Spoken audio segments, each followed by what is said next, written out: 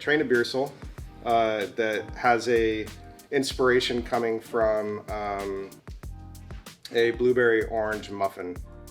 So this beer uses blueberries, orange zest, a little bit of cinnamon, and a little bit of vanilla to try to replicate that bakery muffin pie type of flavors.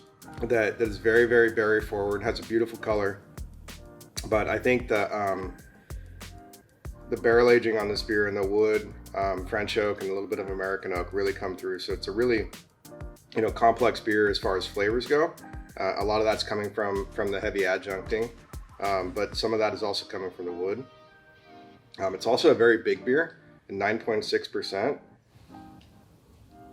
Part of that's coming from the re-fermentation of the blueberries, but just remember that Train de Beersel is designed to be a higher gravity lambic-inspired beer, so that beer usually is anywhere between 8.5 and 9 itself. So the aromatics are muffin-like. At Toot, we've tried to do several bakery-inspired treatments, whether they be pies. We did the triple berry hand pie before. I think of all those beers, and they were good, I think this one actually is a little bit more elevated. I think that the cinnamon and vanilla are very, very well balanced within this beer, and so you still get berry notes on the aromatics and a little bit of the orange zest, which is key.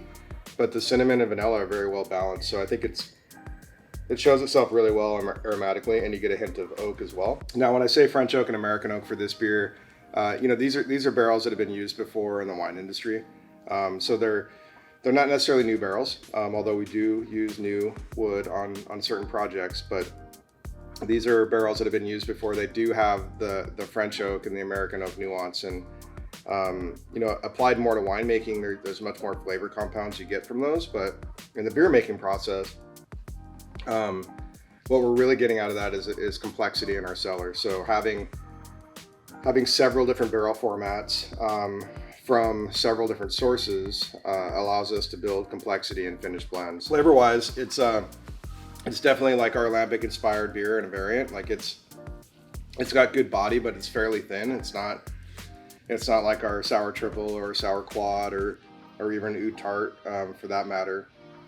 It has a much more delicate mouthfeel. It's powerful without being robust, and I think that's where you have to look at it when it comes to food pairing. I would look at lighter foods that this can complement as opposed to heavier foods. I think heavier foods you might do fairly well with because of the thinness on the palate and the acidity, and it would cut through. But I think the adjuncting of vanilla, cinnamon, blueberries, and orange zest would play better with something lighter that wouldn't be overpowered.